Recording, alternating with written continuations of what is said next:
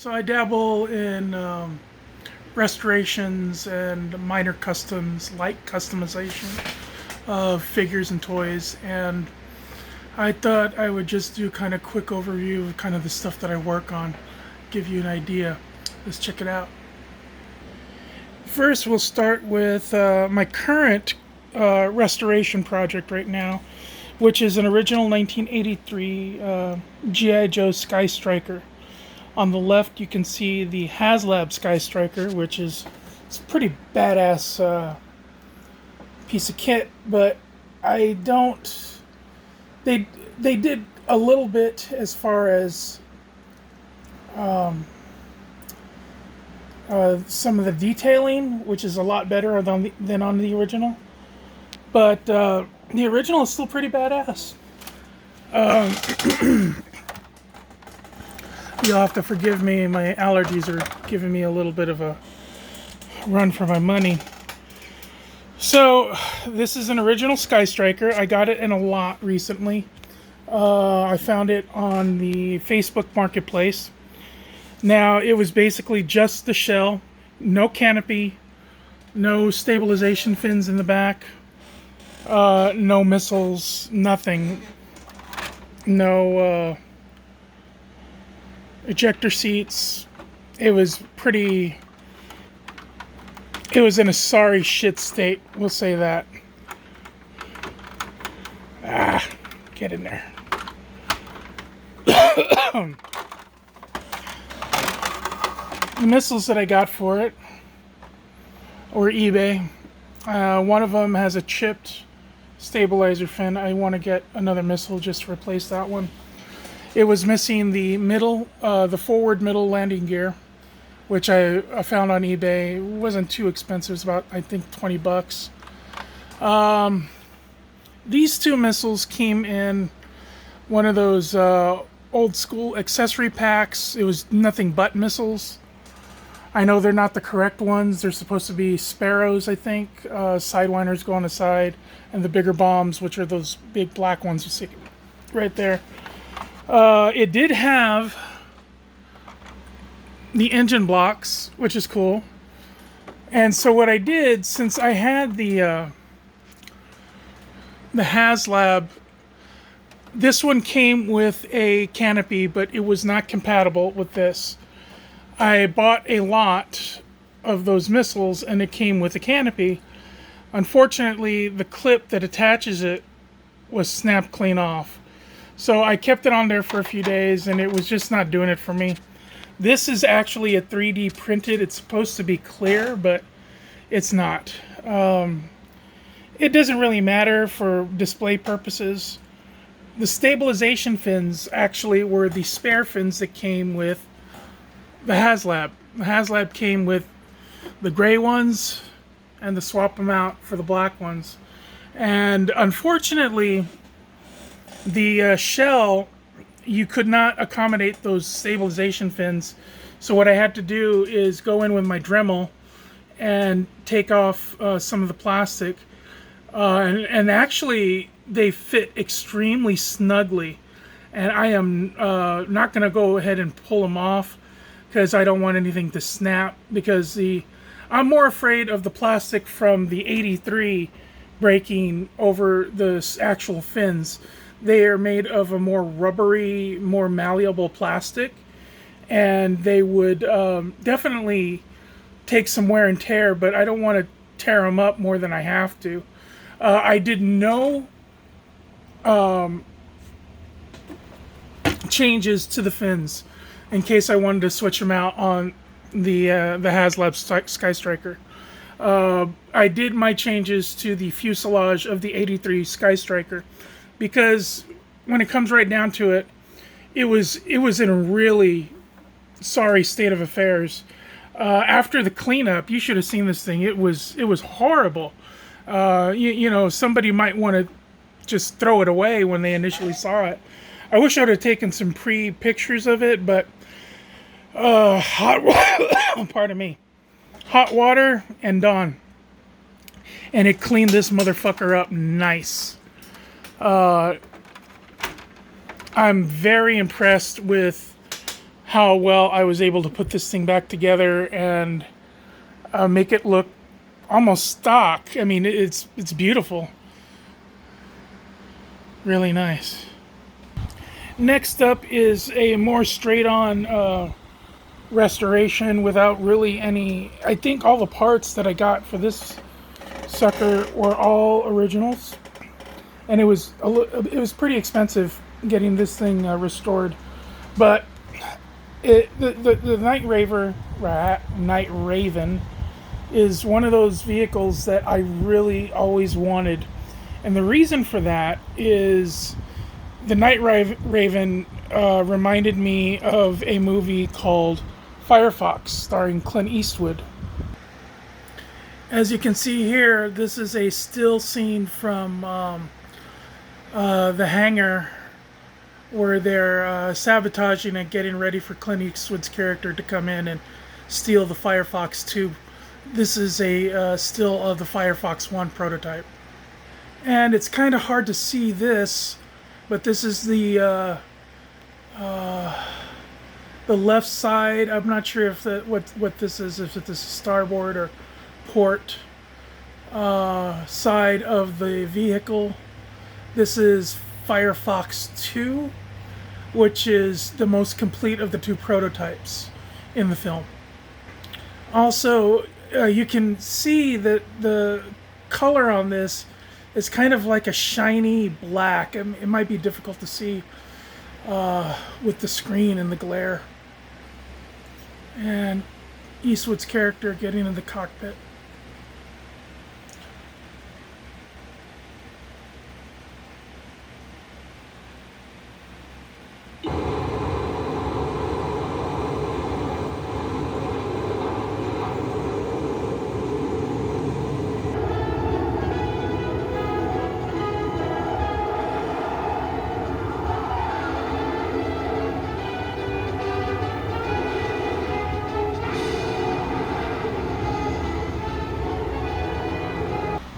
And essentially, I think because the Night Raven toy initially came out in 1986, the movie Firefox came out in 1982, and it would have given the folks, the engineers over at Hasbro, plenty of opportunity to get inspiration to base this Night Raven on the Firefox.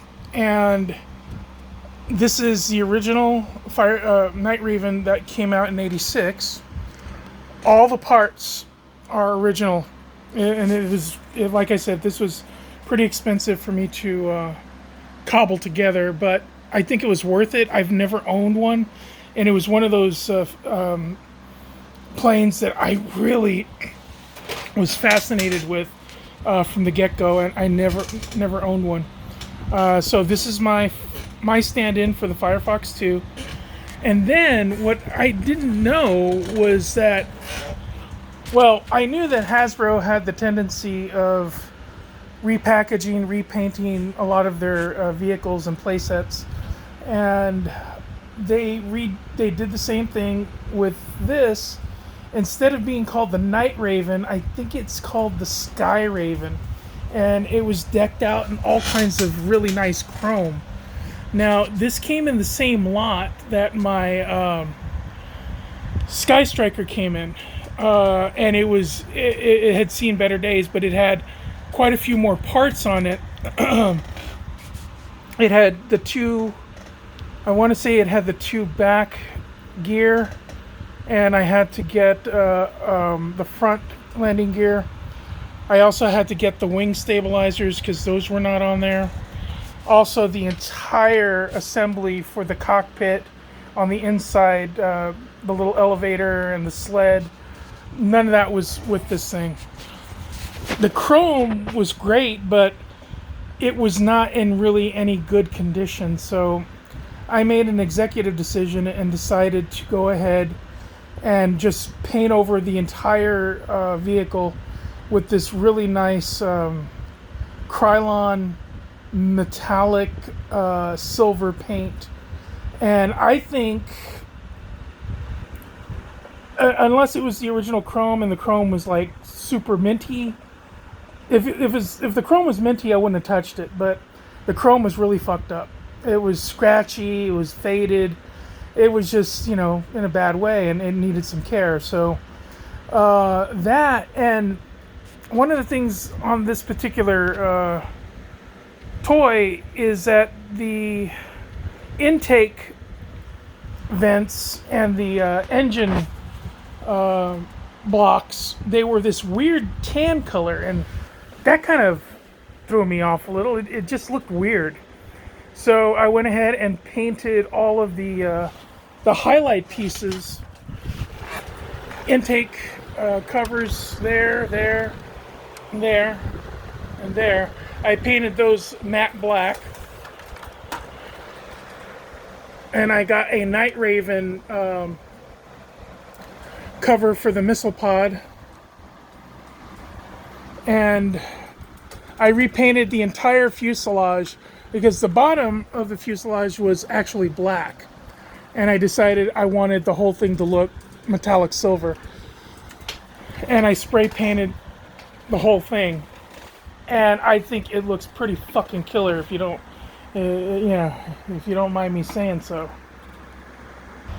And this will be my stand-in for the Firefox 2. I'm not even going to bother getting the secondary pod for it. I'm just going to leave it as is. I think it looks really fucking sweet, even without that little drone. This might be one of my best customs, I think. And I consider this a custom, even though it's, a light custom. Basically, just redid the paint job on it and highlighting certain parts in black to kind of, give it a real prototype feel to it. Now, as far as action figure customs go, I don't really do anything all that crazy. I do a lot of head swapping with different bodies, or sometimes just something really weird that catches my fancy. One of the first customs I ever did was this guy, and all this is a ping pong ball that had the little bloodshot eye on it, and I screwed it into the top of this mini camera tripod, and it kind of reminds me of one of those eye robots from Johnny Quest or something like that.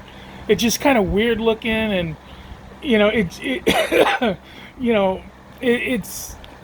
just kind of cool, and I really liked it.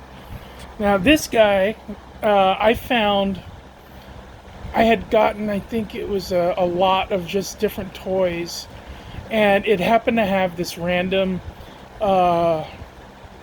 Mr. T head in it from way back in the day. Those figures, hold on.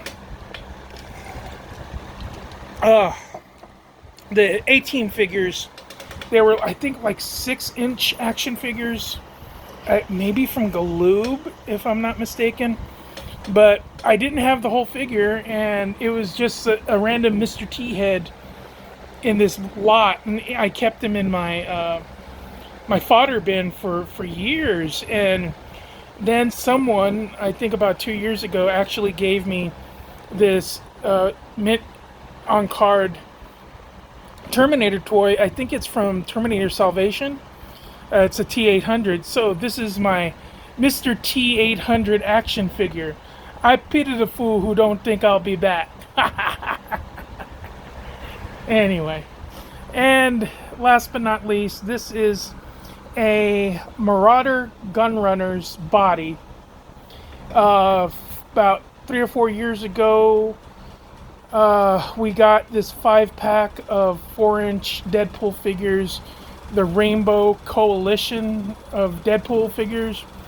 I got a lot of them, and it didn't come with the green one or the yellow, and I think I paid $10 for them, and the bodies were just crap. Those were really bad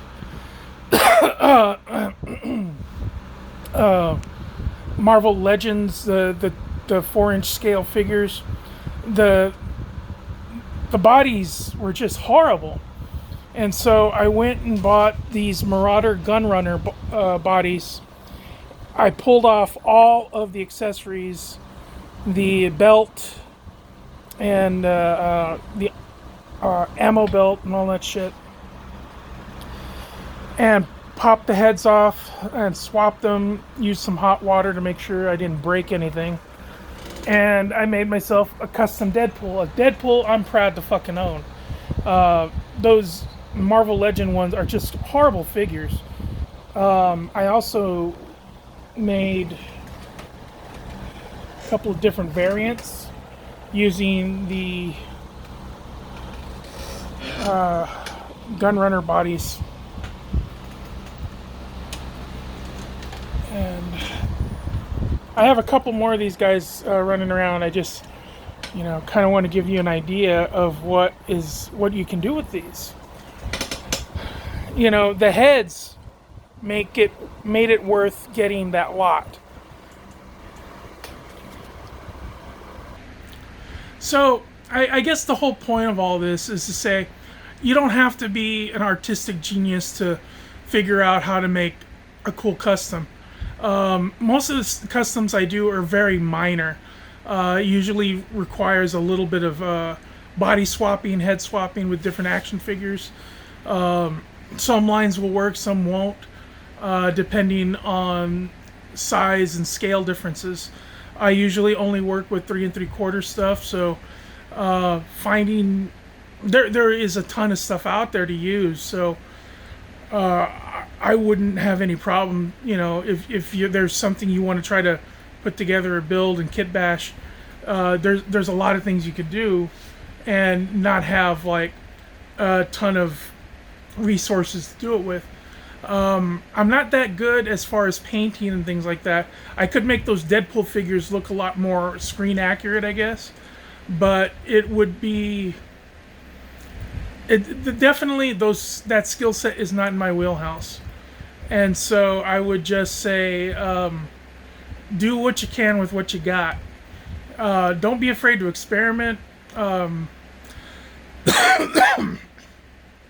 And just have fun with it. That's why I did all this stuff, just so I could have something cool to look at and say, hey, I did that.